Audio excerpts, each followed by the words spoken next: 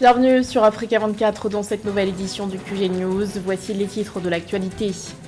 La visite au Rwanda de la ministre britannique de l'Intérieur, Suella Braverman, au programme de son séjour notamment une rencontre avec les autorités centrées sur l'accord conclu avec Kigali il y a près d'un an. Accord selon lequel les demandeurs d'asile arrivés illégalement sur le territoire britannique seront envoyés au Rwanda. Focus sur les plages du Gabon, véritable enjeu pour l'économie touristique, des lieux stratégiques pour les jeunes Gabonais qui cherchent à diversifier leurs revenus. Et puis coup de projecteur sur Kumba Gawlo, la diva sénégalaise qui est désormais de retour sur scène. Elle s'était absentée pendant plus d'un an en raison d'une intervention chirurgicale. Les détails à suivre dans ce journal. Mais tout d'abord, la prison à vie pour plus de 400 rebelles au Tchad. Une sentence rendue ce 21 mars par la cour d'appel de N'Djamena. Ces rebelles issus du FACT, le Front pour l'alternance et la concorde au Tchad, ont été condamnés pour, je cite, actes de terrorisme, mercenariat, enrôlement d'enfants dans l'armée et atteinte à la vie de l'ancien président Idriss Déby Itno. Le procureur général de N'Djamena, Mahamat El Hadja Banana, affirme par ailleurs que 24 personnes ont été acquittées. L'un des avocats des accusés, maître Francis Lokoulde, s'est dit déçu du verdict. Il compte à cet effet se pourvoir en cassation. Retour sur la visite au Rwanda de la ministre britannique de l'Intérieur, Suella Braverman. L'enjeu de son déplacement, concrétiser l'accord relatif à la migration clandestine scellé entre le Royaume-Uni et le Rwanda en avril 2022. Un accord largement décrié par un bon nombre d'ONG et dans le cadre duquel le Royaume-Uni aurait déjà décaissé 170 millions de dollars au profit de Kigali. Reportage de notre correspondant Frater Ndake Isenga. Le programme de transfert de migrants depuis le Royaume-Uni jusqu'au Rwanda pourra finalement se matérialiser. C'est ce qui ressort d'une récente visite de la ministre britannique de l'Intérieur au Rwanda. Suella Braverman a signé avec le ministre rwandais des Affaires étrangères, Vincent Biruta, un addendum visant à élargir le champ d'application de l'accord sur les migrations conclu entre les deux pays. The current system, if there is someone who is benefiting from it, just this criminal. Le système actuel ne bénéficie que des réseaux criminels de trafic d'êtres humains. Ce que nous voulons, c'est de créer une solution innovante pour pouvoir offrir à ces demandeurs d'asile et les migrants de la sûreté et la sécurité et des opportunités pour pouvoir mener une vie décente. Safety, security and opportunities for them to live a decent life. Cet accord, le premier du genre dans le monde, vise à promouvoir la dignité et l'autonomisation des migrants selon ses promoteurs. Il est présenté par les responsables rwandais et britanniques comme une approche innovante et audacieuse qui pourrait révolutionner un système d'immigration mondial défaillant. We had a very strong victory in the High Court in England at the end of last year. Nous avons eu une grande victoire à la Cour suprême à la fin de l'année passée. Les juges de haut rang ont déclaré avec force et autorité que le partenariat était légal, qu'il respectait les droits de l'homme et les obligations internationales, que le Rwanda était un pays sûr. Nous sommes maintenant devant la Cour d'appel. Une audience aura lieu le mois prochain et nous attendons le verdict des juges. Je ne vais pas anticiper la décision de la justice, mais si nous obtenons gain de cause, nous envisageons de mettre en œuvre la substance de notre accord aussi rapidement que possible.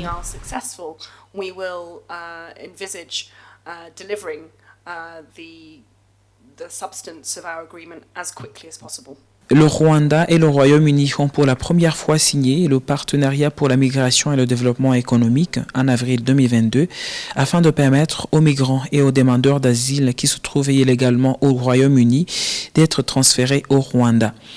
Un partenariat économique car le Royaume-Uni a affecté plus de 170 millions de dollars à l'investissement initial sous réserve d'un financement supplémentaire en fonction du nombre de migrants transférés à Kigali. Nous partons à présent à la découverte des plages du Gabon qui disposent de 800 km de côte. Outre leur côté des paysans, elles sont aussi synonymes d'enjeux économiques importants. Elles permettent en effet à de jeunes Gabonais de diversifier leurs sources de revenus. Notre correspondant Séverin Doke est allé à la rencontre de l'un d'entre eux, Akoro Hardy, qui cultive son appétence, vous le verrez, pour la photographie. Sur les bancs de sable se découpant sur les eaux grisâtres de l'océan Atlantique, Hardy immortalise le passage des visiteurs à la plage du lycée national Léon Bas de Libreville. Photographe amateur, il propose des poses à l'improviste inattendues ou arrangées. Les photos, Hardy ne les imprime pas, il les transfère au client via une application mobile moyennant 1000 francs CFA pour 5 à 8 photos. Diplômé de l'enseignement supérieur, à la recherche d'un emploi, ce jeune Gabonais a choisi cette occupation qui permet de subvenir à ses besoins et de vivre de la photographie, sa passion. Nous sommes obligés de trouver d'autres petits trucs pour nous occuper et puis pour subvenir à nos besoins. Le métier de photographe nous rapporte, on ne va pas dire beaucoup, mais juste pour subvenir à nos besoins. Comme par exemple là, j'ai un loyer à payer, j'ai aussi le lait de ma fille à payer, donc je vais dire que ça m'aide quand même. Avec ses 800 km de côte, l'une des plus longues du golfe de Guinée, le Gabon et ses plages sont de véritables lieux d'affaires. Comme Hardy, des centaines de jeunes déferlent sur ces lieux de loisirs les week-ends pour se divertir ou pour se faire de l'argent. Des grandes firmes de télécommunications aux vendeurs ambulants en passant par les structures hôtelières et de la restauration, tous concourent à accroître l'apport de l'activité balnéaire à l'économie gabonaise. Artisan, Landry Guémot s'est spécialisé dans la confection de bijoux à perles et coquillages, une activité qui lui sourit plutôt. Je venais pour le travail et puis bon, ça n'a pas trop marché comme on voulait et puis là j'ai d'abord commencé là. Vous me donnez juste le nom et j'ai fabriqué un bracelet à votre prénom avec les décorations, c'est un peu comme ça. On va pas dire que bon, c'est un peu comme tous les jours. Il y a le dimanche là où je viens là, c'est très bien, les autres dimanches c'est pas bon comme l'autre. La zone côtière gabonaise concentre près de 60% de la population et une part importante des activités économiques nationales menées par le tourisme, véritable moteur de l'économie du pays. Dans l'actualité également, l'Afrique, terre de ressources essentielles à la transition énergétique. Un rapport divulgué en novembre dernier par l'ONG Natural Resource Governance Institute a donné quelques données sur le sujet. Données selon lesquelles le continent abrite 80% des réserves mondiales de phosphate, autres minerais dont l'Afrique dispose, 44% de cobalt ou encore 22% de bauxite. Avec toute cette richesse, l'ONG appelle à une gestion durable et responsable de l'exploitation minière. Au Togo, la pouponnière Sainte-Claire de Lomé a bénéficié d'un soutien financier de la part de la Fondation Agir Ensemble pour l'Afrique. Un don de 2 millions de francs CFA lui a été attribué. Créé en 1959, le centre accueille des enfants orphelins ou qui ont été abandonnés. Reportage de notre correspondante Marcelle Amoinkwasi.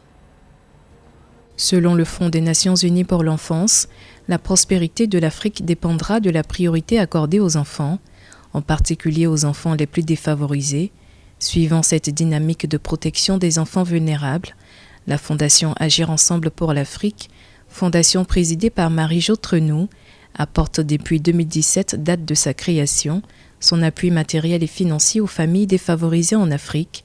Pour cette caravane 2023, la Fondation Agir Ensemble pour l'Afrique a offert un don financier à hauteur de 2 millions de francs CFA à la pouponnière Sainte-Claire de Lomé au Togo et prévoit la réfection d'écoles et de dispensaires. Nous avons donc offert un chèque, un don financier à la pouponnière de Tocoin, où les bonnes sœurs religieuses reçoivent des enfants abandonnés et viennent en aide à ces enfants-là du point de vue sanitaire, du point de vue alimentaire à ces enfants. Donc nous avons fait un don d'un chèque donc financier, d'un chèque d'un montant de 2 millions de francs CFA. Vous direz ce n'est pas beaucoup, mais pour elles, pour ces sœurs-là, c'est vraiment énorme. C'est quelque chose c'est un montant qui peut les aider à couvrir quelques dépenses donc au sein de cette pouponnière. Nous avons aussi, pour l'édition 2023, la réfection d'une école publique, la réfection donc d'un dispensaire. Située dans la capitale togolaise, la pouponnière Sainte-Claire accueille les orphelins, les enfants nés de mères malades mentales. La majorité d'entre eux sont adoptés sur le plan national et international et pour certains réintègrent leur famille biologique après leur séjour à l'Institut. pouponnière accueille les enfants abandonnés, orphelins de mère à la naissance et les enfants nés de mère malade mentale qui ont l'âge compris entre 0 et 3 ans. Donc, les enfants abandonnés, comme ils n'ont pas de filiation parentale, après leur séjour à la pouponnière, sont adoptés sur le plan national et international. Par contre, les enfants orphelins et nés de mère malade mentale sont réinsérés dans leur famille biologique après un séjour de 8 mois dans l'institution. Plein de reconnaissance, les responsables du centre ont salué le geste de la Fondation Agir Ensemble pour l'Afrique, qui se positionne en première ligne de la lutte contre les inégalités sociales et la protection des plus démunis au Togo. La Fondation compte étendre ses actions sur tout le continent. 1,17 milliard de dollars, c'est la somme mobilisée en 2022 par les startups africaines engagées dans la lutte contre le réchauffement climatique. Des chiffres divulgués par Africa Arena qui s'est fondé sur des éléments avancés notamment par l'Association africaine du capital investissement et du capital risque. Les startups concernées opèrent dans les énergies renouvelables, la mobilité durable, la gestion des déchets ou encore le reboisement. Pour 2023, les prévisions données par Africa Arena sont tout aussi encourageantes. Selon ses projections, les startups pourraient lever entre 6,5 et 7,3 milliards de dollars. Elle a fait son grand retour sur la scène musicale. L'artiste sénégalaise Coumba Gawlo a retrouvé sa voix après avoir subi une intervention chirurgicale à la gorge. Loin des projecteurs, la diva a profité de cette convalescence pour poursuivre son apprentissage du piano et écrire de nouvelles chansons. Reportage de notre correspondant à Ménéji. Après 3 années d'absence pour des raisons de santé, la chanteuse sénégalaise Coumba Gawlo Seck, la diva à la voix d'or, revient sur la scène musicale. Une période de retrait marquée par une lésion sur la corde vocale gauche avec de multiples interventions chirurgicales qui lui ont valu un combat difficile mais abouti au grand bonheur de sa famille, de ses collaborateurs et de ses fans. J'ai réussi à revenir dans mon pays, pour moi c'est le plus important. Effectivement, j'envisage de reprendre mon métier que je considère que je n'ai jamais abandonné, puisque même étant malade à distance, je menais mes activités et je faisais de sorte à rester en connexion avec mes fans, avec ma famille, avec mes proches. Donc je continuerai effectivement puisque je ne sais faire que chanter, je suis né chanteur. Coumba Gawlo a été distingué plus d'une fois au Sénégal et au-delà des frontières pour son talent, l'originalité de ses productions et son engagement humanitaire et social, surtout envers les femmes. L'artiste a mis à profit sa période de convalescence pour ajouter plusieurs cordes à son arc en vue d'égayer à nouveau son public qui s'impatiente. Parallèlement aux obligations de suivi médical, j'ai en effet pu renforcer et diversifier mes capacités par des cours de piano et de langue anglaise, d'où mon séjour à Londres, en Angleterre, l'écriture de nouvelles chansons, de nouveaux projets, le suivi à distance du fonctionnement de mon entreprise Gawlo Office Media et des activités humanitaires et sociales de l'association Lumière pour l'enfance Coumba Gawlo. Initié au chant à l'âge de 7 ans, nommé voix d'or à 14 ans, double disque d'or et un disque de platine en 98 avec son célèbre hit Pata Pata et bien d'autres, marraine de l'Agence des Nations Unies pour les réfugiés UNHCR, ambassadrice de bonne volonté du PNUD entre autres, la diva doit son succès mondial au travail acharné au cours de sa carrière. Malgré cette longue absence qui relève selon elle de la volonté divine, Coumba Gawlo, la grande voix de la scène musicale internationale, annonce un retour en force, soulagé que tout risque de santé sérieux ait été écarté. Ce journal a été réalisé par l'ensemble de la rédaction. Merci de votre fidélité. L'actualité continue sur Africa 24.